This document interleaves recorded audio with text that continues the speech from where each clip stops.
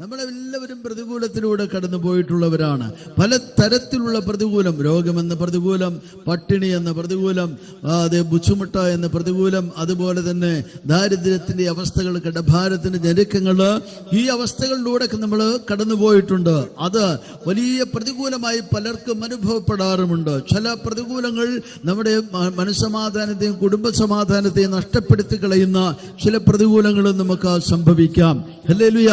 എന്നാൽ ഇവിടെ ആ പ്രതികൂലത്തിന് മധ്യത്തില് വേദനിക്കുന്ന ചിലരെ നോക്കിക്കൊണ്ട് ദൈവാത്മാവ് പറയുകയാണ്, ദൈവം നമുക്ക് അനുകൂലമെങ്കിൽ പ്രതികൂലം ആര്?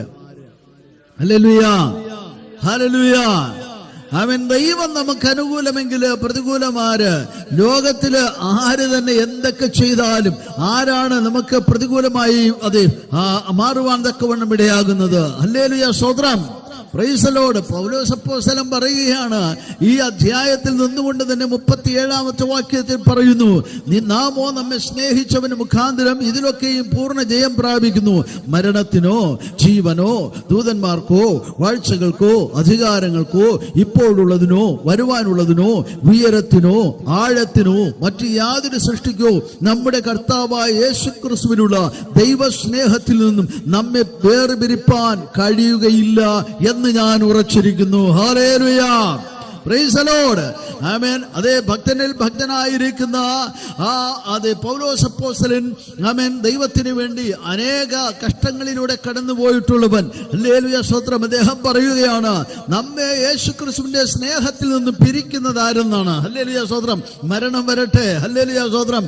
ജീവനുണ്ടായാലും മരണമുണ്ടായാലും, ആമേൻ, ദൂതന്മാർക്കോ വാഴ്ചകൾക്കോ അധികാരങ്ങൾക്കോ ഇപ്പോഴുള്ളതിനോ വരുവാനുള്ളതിനോ, ആമേൻ, ഹല്ലേലൂയ, സ്തോത്രം, ഉയരത്തിനോ ആഴത്തിനോ മറ്റു യാതൊരു സൃഷ്ടിക്കോ നമ്മുടെ കർത്താവായ സ്നേഹത്തിൽ നിന്നും, കർത്താവായ യേശുക്രിസ്തുവിന്റെ സ്നേഹത്തിൽ നിന്നും നമ്മളെ പിരിക്കുവാൻ കഴിയുകയില്ല. Hallelujah, hallelujah.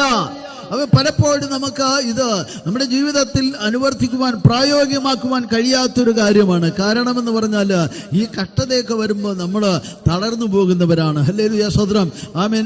പൗലോസിന്റെ ഒരു ദൈവ സ്നേഹം എന്ന് നമ്മൾ മനസ്സിലാക്കണം. മരണം വന്നാലും എനിക്കൊരു വിഷയമില്ല, ജീവൻ വന്നാലും തന്നാലും സന്തോഷമേ ഉള്ളൂ.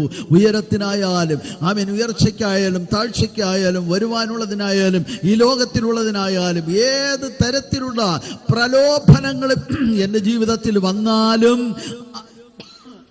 എന്നെ ആ ദൈവസ്നേഹത്തിൽ നിന്ന് പിരിക്കുവാൻ ആർക്കും കഴിയത്തില്ല. ഹല്ലേലൂയ, ഈ പറഞ്ഞതൊന്നിനും കഴിയത്തില്ല. അതുകൊണ്ട് നമ്മളെല്ലാവരും പ്രതികൂലത്തിലൂടെ കടന്നു